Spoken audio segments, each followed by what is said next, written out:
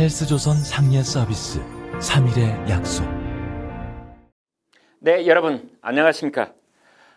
여러분 혹시 작년 1월에 있었던 대통령의 2020년 신년 기자회견 기억나십니까? 작년 1월 14일 대통령이 직접 사회를 보면서 90여 분 동안 진행이 됐습니다. 그때도 이미 검찰 개혁을 얘기했고 부동산 문제를 말했습니다. 당시 문 대통령은 이렇게 말했죠. 부동산 투기를 잡겠다. 부동산 가격을 안정화시키려는 정부의 의지는 확고하다. 급격한 가격 상승은 원상 회복시키겠다. 보유세는 강화하고 거래세는 낮추는 것이 맞는 방향이다 등등. 그 결과는요.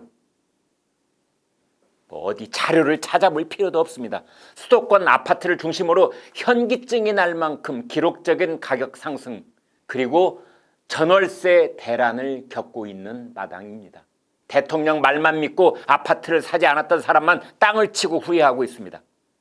문 대통령은 아마도 다음 주에 2021년 신년 기자회견 때 다른 것 필요 없습니다. 1년 전 기자회견에서 했던 약속이 왜 어째서 완전히 180도 거꾸로 진행되고 말았는지 국민들 앞에 해명해야 합니다. 그런데 작년 신년 기자회견과 관련해서 저에게 기억나는 것은 두 가지 정도입니다. 하나는 조국 전 법무장관에게 마음의 빚이 있다고 했던 대통령 발언입니다. 그때 조국 전 장관이 겪은 고초만으로 아주 큰 마음의 빚이 있다고 했었습니다. 그 결과는 어떻게 됐습니까? 우리 법원은 얼마 전 조국 부부가 공모해서 딸의 여러 표창장과 자격증을 위조했다고 판결하면서 정경심 씨에게 징역 4년형을 선고했습니다. 지금 우리는 되묻고 싶습니다. 문재인 대통령은 아직도 조국 씨에게 마음의 빚이 있는가? 다음 주에 있을 2021년 신년 회견 때는 이 마음의 빚에 대해 대통령에게 꼭 다시 물어봐야 합니다. 또 하나는 작년 대통령 신년 회견과 관련해서 구글을 검색하면 대통령 신년 회견과 함께 검색 제목 1위로 김예령 기자가 올라와 있습니다. 지금은 국민의힘 원외 대변인을 맡고 있는데요. 작년 1월 경기방송 정치부의 김예령 기자는 경제 관련 질문을 하면서 그 자신감은 어디에서 나오는 것인지 그 근거는 무엇인지 좀 단도직입적으로 여쭙겠습니다. 그런 멘트로 마무리를 해서 대통령을 궁지로 몰아넣었었습니다. 그 뒤로 1년이 흘렀습니다. 곧 있게 될 새 대통령 기자회견 때는 꼭 그 대답을 들어야겠습니다. 자영업자들이 속속 쓰러지고 있는 이때, 모든 기업인들이 기업하는 것을 후회하고 있는 이때 우리 경제에 대한 문 대통령의 자신감은 도대체 어디에 그 근거를 두고 있었던 것인지 이제야말로 국민들 앞에 고백해야 합니다. 정부가 그토록 자랑해왔던 K방역, 코로나 방역은 이미 구멍이 숭숭 뚫려 있다는 게 밝혀졌습니다. 오늘 중앙일보 여론조사 결과를 보면은 지금 도표에서 보여드리는 것처럼 코로나 사태를 겪은 지난 한 해 동안 중앙정부에 대한 국민의 신뢰 수준이 큰 폭으로 추락한 것으로 나타났습니다. 우선 백신 문제만 해도 그렇습니다. 우리나라 언론인 중에 최고 환경기자로 평가받는 한삼희 조선일보 논설위원은 오늘 아침 신념 말고 과학으로 국가과제 해결을 이란 칼럼에서 명쾌하게 지적하고 있습니다. 이렇게 말했습니다. 현 시점의 인류 최대의 위기는 코로나 바이러스일 것이다. 이것의 극복에는 두 가지 방법이 있다. 사회적 거리두기 그리고 백신이다. 우리 정부의 실책은 코로나 확산 상황에서 단기적으로는 거리두기가 유효하지만 궁극적 해결책은 백신이라는 걸 간과한 데 있다. 한삼희 논설위원은 결론을 이렇게 맺습니다. 문재인 정부가 개인적 직관이나 신념에 의존한 나머지 국가 운명을 걸고 도박하는 것이라고 했습니다.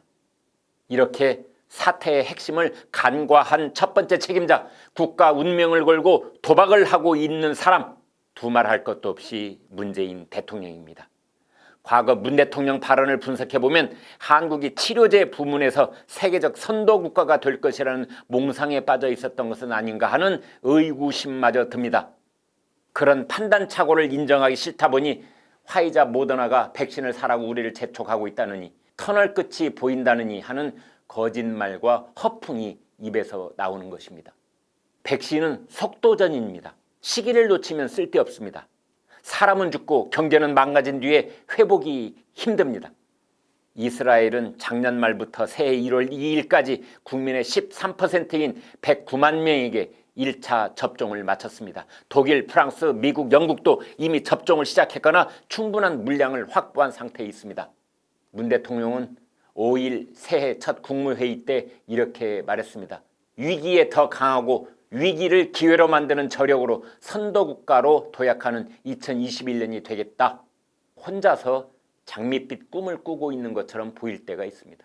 문 대통령은 또 이렇게 말했습니다. 올해 코로나를 반드시 조기에 극복하여 잃어버린 국민의 일상을 되찾겠다.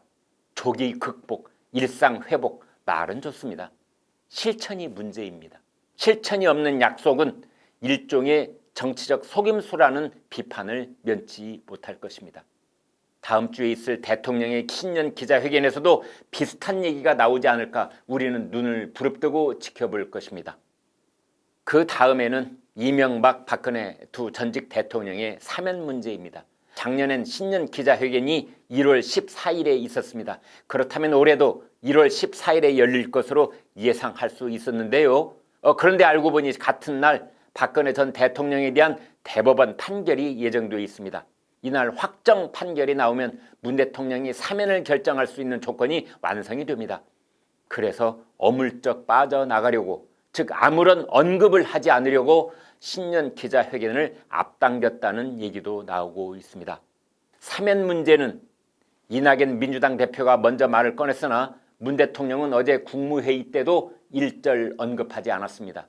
이낙연 대표 측근들은 사면이 대통령의 몫이다, 대통령의 권한이다, 그러면서 대통령에게 공을 떠넘기고 있습니다. 정치부 기자들은 이낙연 대표와 문 대통령이 마치 폭탄 돌리기를 하는 인상마저 주고 있다고 말합니다. 그런가 하면 형량이 높고 여성인 박근혜 전 대통령을 먼저 사면하고 이명박 전 대통령은 일단 보류하는 쪽으로 가닥이 잡혔다는 얘기도 나오고 있습니다. 지지층 반발을 무마하고 보수층 분열을 노린다는 양수 겸장의 카드라는 것입니다. 문 대통령은 다음 주 신년 기자회견에서도 선도국가 얘기를 꺼내면서 코로나 대책을 말하고 취약계층 지원과 갖가지 재난 지원을 명분으로 한 현금 풀기 약속, 그리고 현실과는 동떨어진 상태로 되풀이되는 부동산 대책, 그리고 오늘 오전장에서 이미 코스피 지수 3,000을 돌파한 주식 과열 현상을 경제 활성화로 꾸며서 자랑하기, 이런 등등을 말할 가능성이 있습니다. 사망이 탄생보다 많아진 사상 초유의 인구 절벽에 대해서도 언급해야 할 것입니다. 우리는 그러한 것들이 작년 신년 회견처럼 자화자찬, 내로남불, 유체이탈, 모르쇠 이런 것들로 점철되지는 않을지 다시 한번 엄중하게 지켜볼 것입니다. 그동안 유튜브 방송으로만 되었던 김광일의 입이 이렇게 책으로 출간되었다고 말씀드렸는데요. 전국에 계시는 수많은 애청자 여러분께서 책을 구매해 주시고 계셔서 이 자리를 빌러 감사의 인사를 올립니다.